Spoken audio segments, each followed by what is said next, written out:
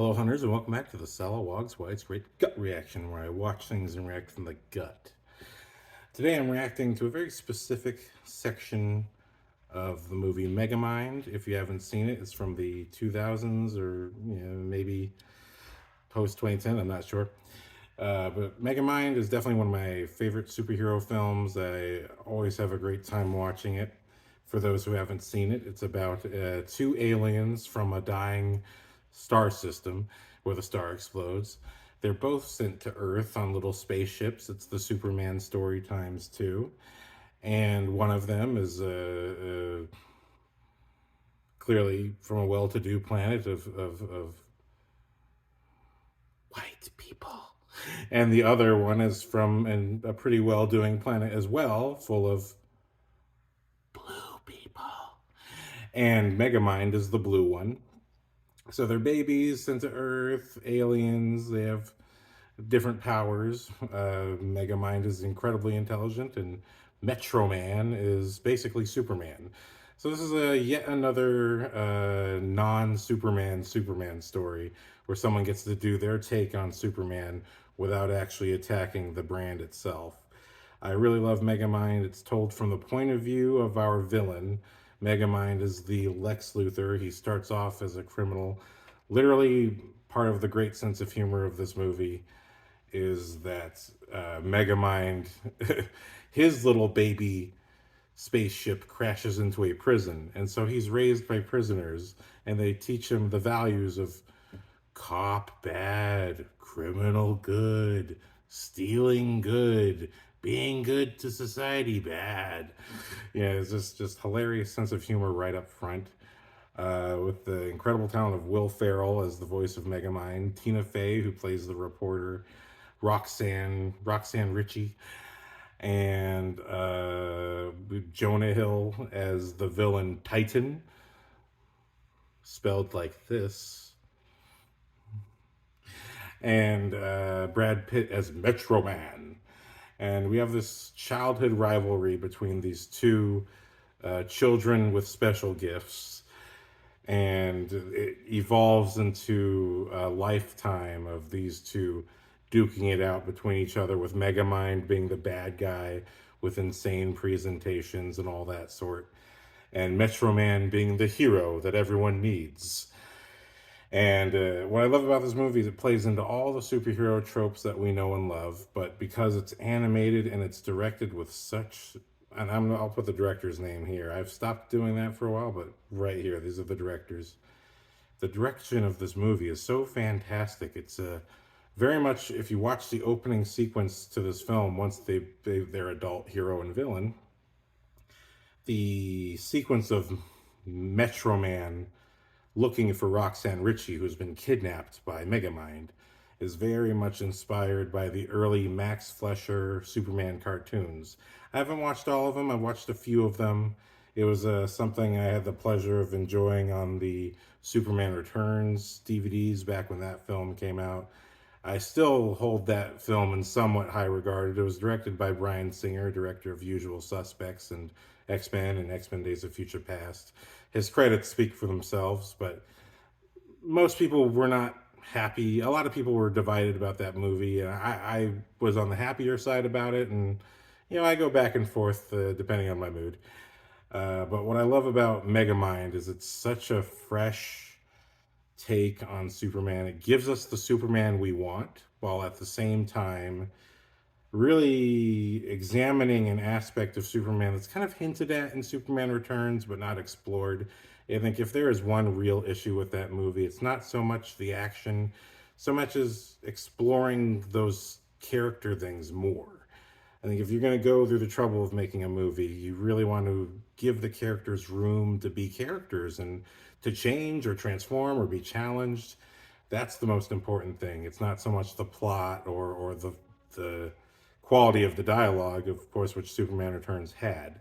But Megamind gives us the cheese factor of that kind of high entertainment superhero tale with the cheesy lines, the villain with the dramatic plot, And it gives us all of that while also giving us sort of an intriguing story of really the movie is about Megamind wins right early on. Spoiler alert: early on in this movie, Megamind defeats Metro Man in battle, and Metro Man dies, and Megamind is left in charge of the city, Metrocity, or Metro City, as most people call it.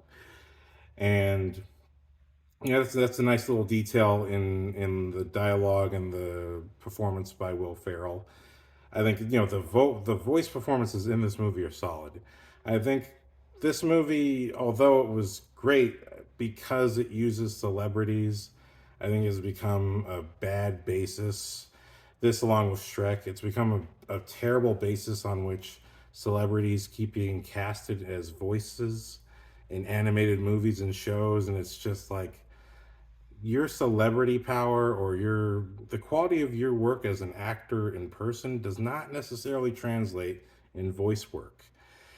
And I feel a lot in the last 5 to 10 years, voice work has just become atrocious. I find that the characters are not relatable. They're not quality characters, and it's because regular actors are using their normal acting methods to do a voice, but a voice needs to be distinct if you're animating a character.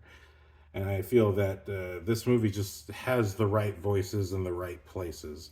Brad Pitt is a perfect Metro Man, even though in real life he might be fit, but he's not. He doesn't look like a tank. He doesn't look like Arnold Schwarzenegger, but he plays his voice with that bigness. It plays with that big heroic voice. He does a perfect job. And Will Ferrell, who is a big towering guy, manages to make his voice like he is some kind of small Weasley insecure guy. It's very interesting. I thought the voice work is fantastic. So anyway, I love the movie. So if you want to see the movie, if you've heard of Megamind and not seen it, you got to go see it. I want to specifically get into breaking down a couple of my favorite scenes, and we're going to watch them together. And I'm going to talk about why I like it. I might give a little commentary as it goes. I think these scenes showcase the true strength, the directing, the editing, and even though, yes, it's animated, the lighting, the cinematography, the production, every aspect of filmmaking is solid and strong here. If this was a live action picture, the imagery that's being accomplished here is what needs to be appreciated. So I'm going to show this first clip, which is really just for myself. I just really love this. Is throughout the movie, Megamind, spoiler alert, Megamind is so bored with being the victor that he ends up creating another Metro Man. And he finds, and again, the sense of humor of the movie, he recreates Metro Man's DNA and the ability to make his powers and transfer them into a person by finding dandruff. He finds dandruff on Metro Man's cape. That is hilarious and completely. I mean, already Superman 3 and 4 are terrible movies, but it completely wipes away any intelligence that those two movies had. It was like, wow, Lex Luthor did all that to find a little piece of hair, and all he had to look for was dandruff. That's amazing. He didn't even need the hair. Just look for some super dandruff. He must have left some inside your lair. But anyway, and he ends up by accident superpowering Jonah Hill, who is Roxanne Ritchie's cameraman and her unrequited lover. He deeply loves her, or in his mind he loves her, but really it's an obsession, it's a crush, and she doesn't have the same feelings for him.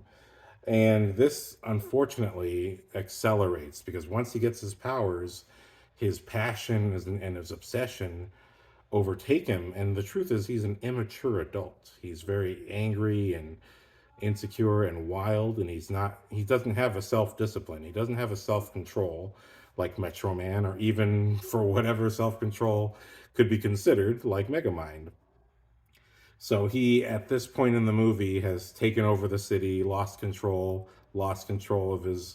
of himself, and decided that he is now the ruler of Metro City, and he's going to kill Roxanne Ritchie for not returning his love. and in the most dramatic super anti-Superman way possible by knocking over a building with her tied on top of it. He's also trying to draw out Megamind for a final battle because Megamind's the one who trained him to be a hero in the first place. And his greatest disappointment is across the movie. Megamind was pretending to be a regular person and fell in love with Roxanne Ritchie. They had a connection. And all these relationships, like, again, like what makes this movie so strong, very good characters. Very character comes from conflict, either inner conflict or conflict with others. Mega Man has the inner conflict of, okay, I beat the hero and now I'm bored. I don't know what to do with myself, and uh, by accident falls in love with the very woman he's been kidnapping and just using as a piece of bait to ensnare and entrap his arch nemesis. But at this point, they've now fallen in love with each other, and Titan, played by Jonah Hill, discovers their romance, and this triggers this whole epic finale between the two, where he now wants to take out the guy who not only trained him to be like Metro Man, who he doesn't care about, and he doesn't even respect. In the very beginning of the movie, Jonah Hill's character does not have respect for Metro Man because he keeps failing to kill Megamind, who keeps doing awful things. And that lack of respect is already there. But then to find out that Megamind has not only fooled him into thinking that he's his space dad, which looks like a cartoon short version of Marlon Brando, another great joke, but that his mentor has also stolen the love of his life, or who he thinks is the love of his life. So we come to this point in the finale where time's up. Megamind has not shown up, and Titan is about to finally get revenge on his former unrequited love. So let's watch this clip together, and I'm going to give a little commentary. And it's really the next clip that I want to show. I really want to break it down and talk about the good filmmaking choices happening here. So let's just watch this epic opening together. And I'm obviously going to have to mute it or do something, so that we're not really watching it together. I can't play it. But yeah, let's watch this together and I'll talk about it. I'll probably do it as commentary or something.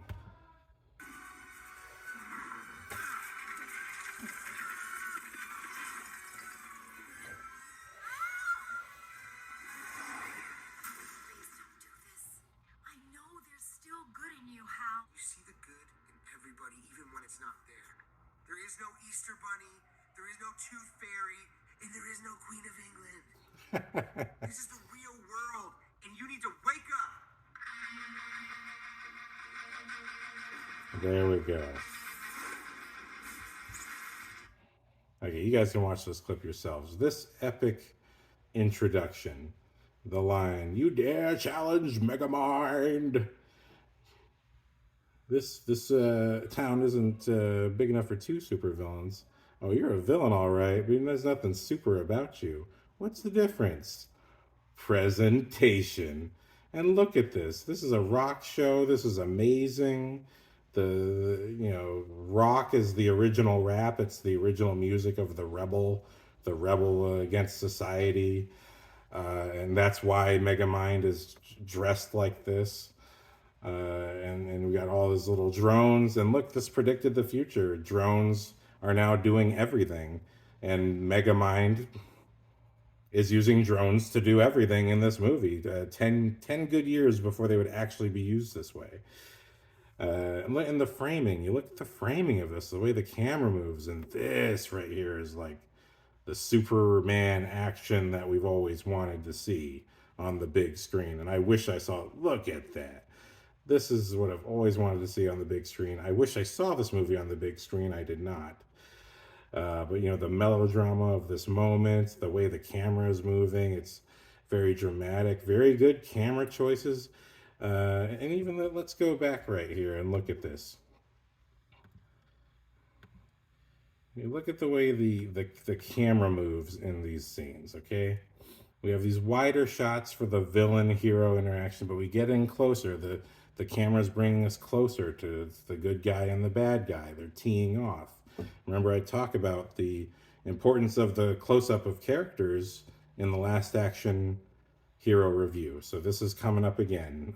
I know my reviews are a little weird, but if you watch them in order, I am talking about things in a certain kind of way. The camera pushes in. It's cinematic. Certain choices are being made here because they're getting closer together. The drama of the moment is important, but then we back away to get a sense of scope of what's going on. And then always the character comes closer to camera to communicate what they're paying attention to. So the camera got closer on Jonah Hill as he realizes, oh, Megamind's getting away from the girl. But then we back up again to show the scope and the scale of him lifting up the building. But then we punch in closer again to show it takes an effort from him to do that. So we're going back and forth between these close-up shots and these wide shots because it accentuates the drama, but it also gives us a sense of the scope of what's going on. And it's both an emotional scope and a destruction scope. A lot's going on here with these shots. This is something that if you're a filmmaker, you need to be looking at how this movie is shot. This is absolutely something you can do in live action. In fact, all of this comes from live action. This is the way live action movies are done. If you do them right, if you do them well, these are all shots that were originally done in live action.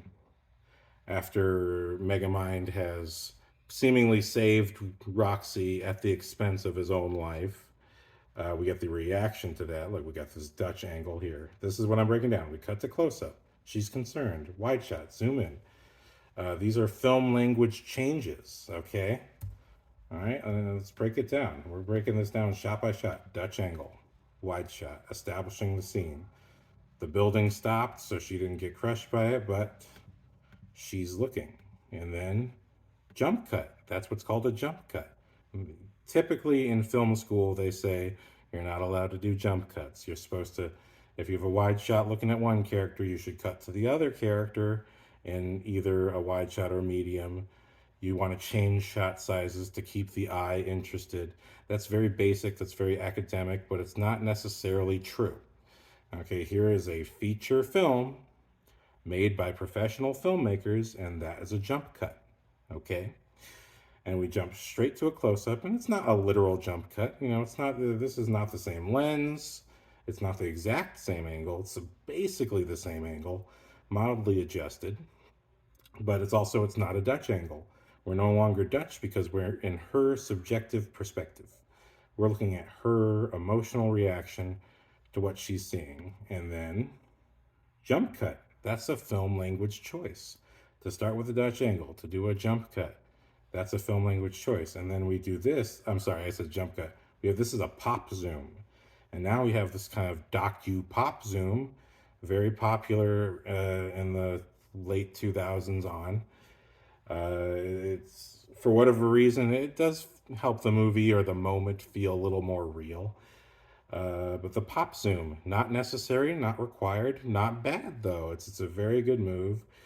And we're not really seeing Megamind. It's a kid's movie, so we see the poke. We see little Pokey going presumably through Megamind, but we're not seeing the grossness of it.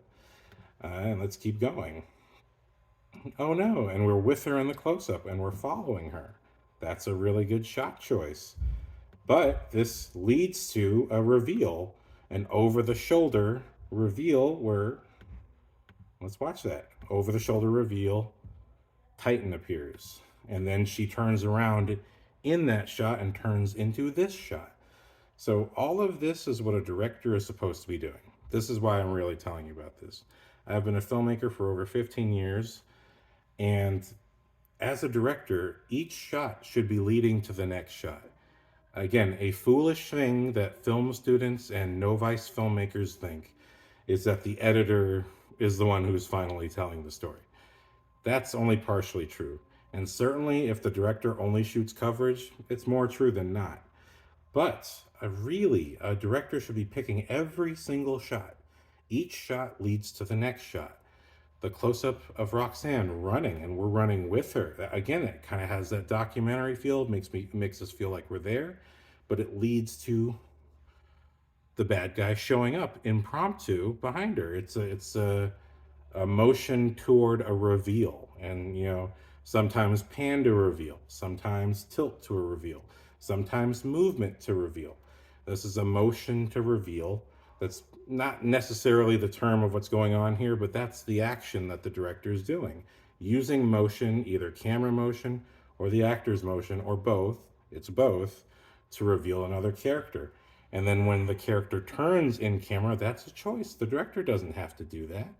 The editor can just cut this shot and show this shot where she turns around. But the director does that to create a continuity, because now we're looking in a different angle. Now we're looking this way because she's looking at something behind her. And there's such a thing called the 180 degree. I'm not going to get into that on this episode. But also, fuck the 180 degree angle. If you don't need it, you don't need it. In general, you should absolutely stick to it. But if you don't need it, you don't need it. But this is why you do these connecting movements. Movement creates a connection in the audience's mind. It helps the edit.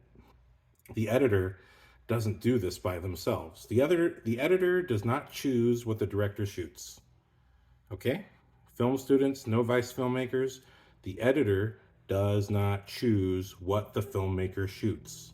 The editor can make suggestions.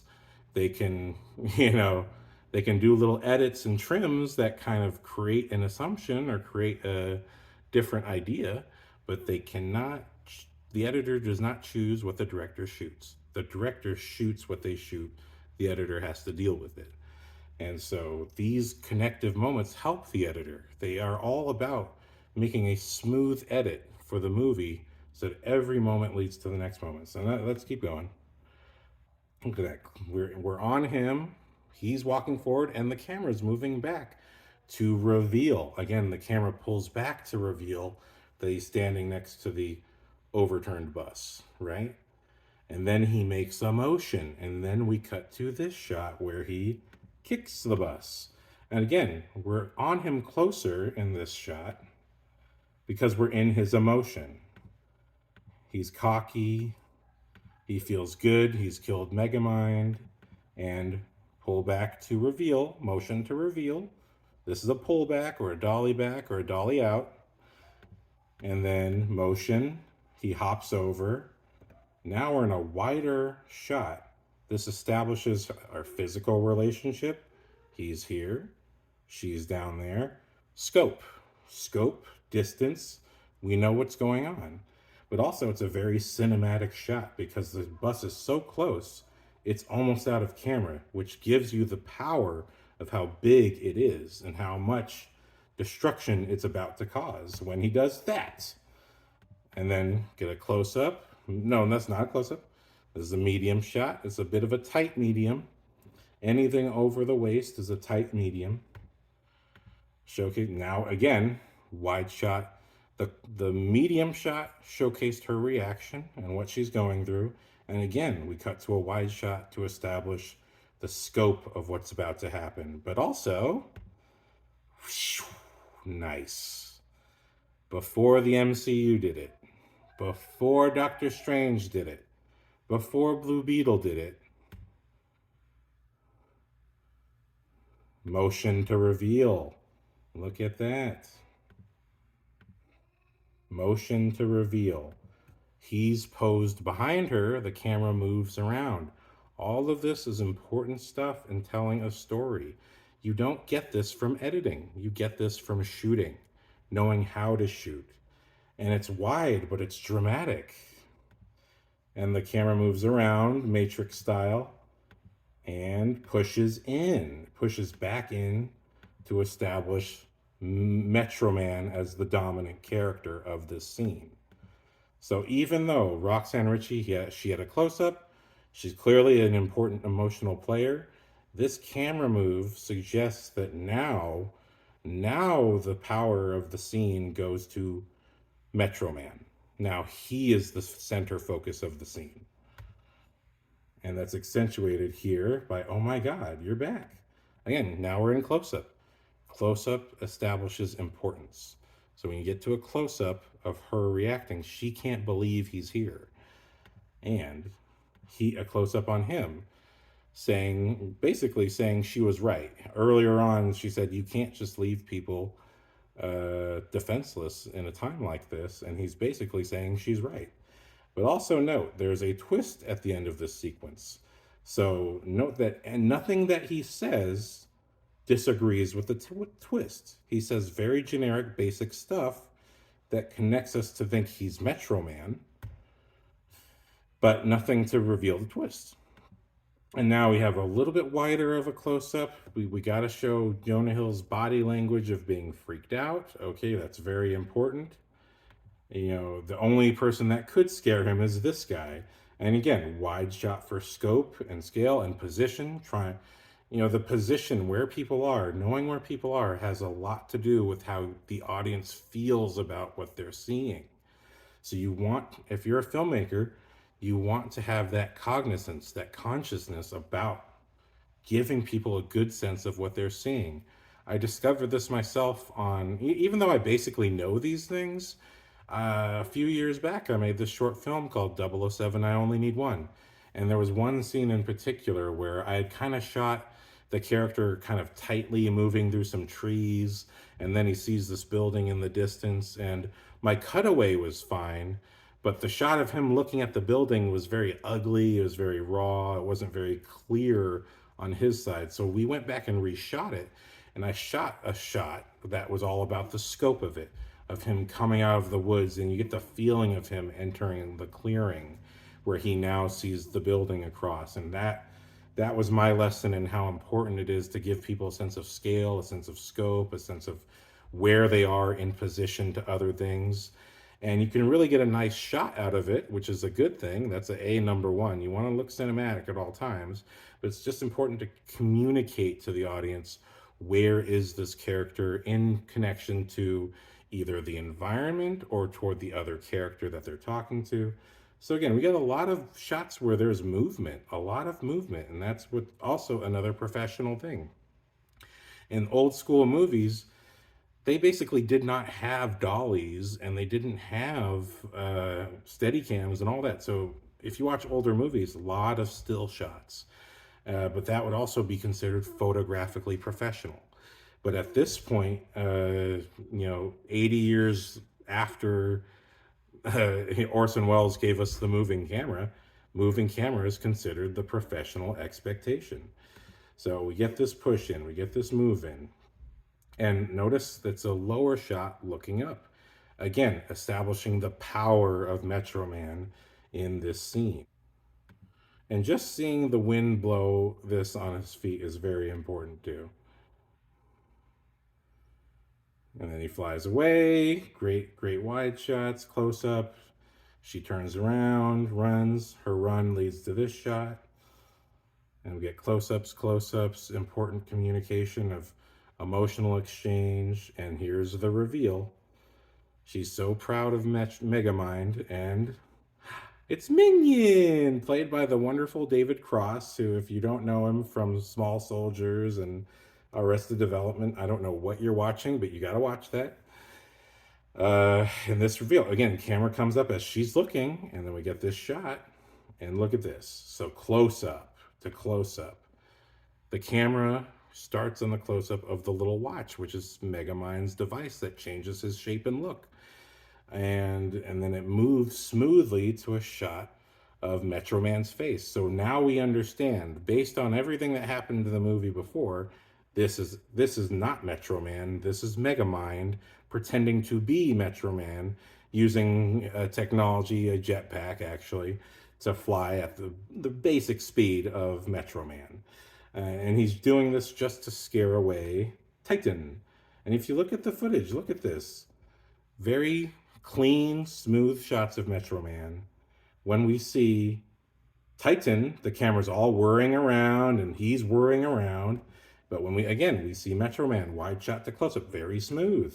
Okay, so even between shots, the film language changes. Okay, constantly throughout these sequences, the film language is changing. So when we're seeing Titan and he's scared, the camera wiggles, it wobbles. Titan himself as a character, wiggling and wobbling. So both are communicating to us the kinetic fear that he has, and how Metro Man is shot very clean, very smooth. That's a film language choice that shows that Metro Man is in control. He is the power. He's the power character of this scene. And you'll see the same type of film language in Sin City, in any old school movie. You'll see the same thing in any Marlon Brando movie. These are old school techniques, even without the camera movement. These shot choices, where the camera is in relation to the person, that's what communicates emotionally to the audience what's going on. So you, as the audience member, aren't aware of this, and you shouldn't be. You're not supposed to be. The whole point is that it just keeps moving. It, for the audience member, oh, it just looks very good. It looks very cool. It looks very good. But to the filmmaker, when you're watching this, these camera movements, where the camera is, establishing the power, notice that the camera is always looking down at Titan, and that is what is important here. The camera angle has everything to do with establishing power relationships in all of these scenes. Even over the shoulder, Metro Man has a dominant look. Even though we're looking down, Metro Man looks dominant. But also, the shot is establishing their location. They're back at the center where the action started. And then he flies away. And then we get this wonderful shot. You get to have your cake and eat it too. Beautiful close-up on Tina Fey.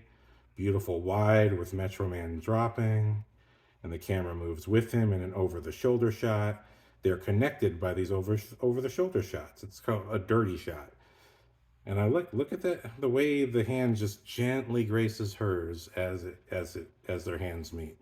Even though that's a bit small piece of animation, it's very quick. And you look at the face that he makes, because he's happy that she's looking at him like a hero, which is what he's never had before. You see that the happy pride, but then the fear of like, oh, you're gonna show them me, but I'm holding your hand. The tenderness in the way he holds her hand. And this exchange now, she's so happy to see that it is him. He made the right call. He became a good guy. And the whole town sees it. Now, from this point on, Titan returns and we get the incredible, funny finale where everything pays off and everything makes sense. But I just wanted to talk about all of that film language, and the way we go from shot to shot is very crucial for what makes these movies work. And if you watch movies today, you notice the good ones do that and the bad ones don't. The good ones do that, the bad ones don't. Why is that? Because the filmmaker is hyper aware of the necessity of power relationships and what the camera does to your audience emotion. Of course, you can have the scene with Michael Keaton and Tom Holland in a car and cut back and forth between their close-ups and go, oh, that's tense. The audience is going to be tense no matter what. But when you apply these film techniques and you really take the time to say, where is the character in this moment? You really strengthen the power of what's going on. That these simple exchanges emotionally are what make a movie great. And Megamind is definitely a great movie, fantastically directed, fantastically written, perfect voice acting. You know, if the celebrity can do the voice, then they're the right person. But voice acting does have to come down to, is the person right for it? Is the director of that voice performance really getting the best performance out of that voice? Because I'm telling you, and I don't mean any disrespect, because Transformers Rise of the Beast look very entertaining movie, but you cast these celebrity actors, these very well-known actors, but I don't really care that Michelle Yeoh is in the movie. Her voice does not lift up Airazor and does not represent the Airazor character, nor does the writing, nor does any of the filmmaking. If you look at the filmmaking, a lot of just medium shots and close-ups, a lot of back and forth cutting. Now, I'm not saying that that's the director's fault. Easily could have been happened from the studio top down. It could have been any number of things. But I want you to understand that when you watch movies that make you go, I got to see that again. When you watch The Dark Knight, when you watch Zack Snyder's Justice League, those movies do that. They do what Megamind does, and they do it their own way. That's the voice of the filmmaker. But they do use these techniques. Technique is what a craftsman needs to be a solid filmmaker. And it's important for anyone making a movie to understand those things and be applying those things as you go. So that's what I had to say on Megamind. I just really love this movie, and I've always loved that particular chunk of the movie because of presentation, and indeed presentation. Now, when people say it's not the idea, it's the execution, that's what they're really talking about, presentation. But god damn it, the idea is what leads to the execution. There is a very solid story here about a villain who becomes a hero and a hero who gives up. The real Metro Man didn't die.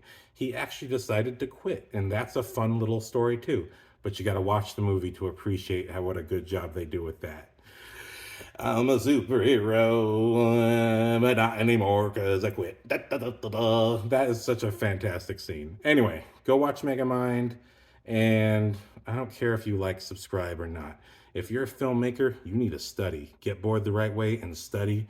And if you're an audience member, this is what filmmakers look at. So now you know how boring it is.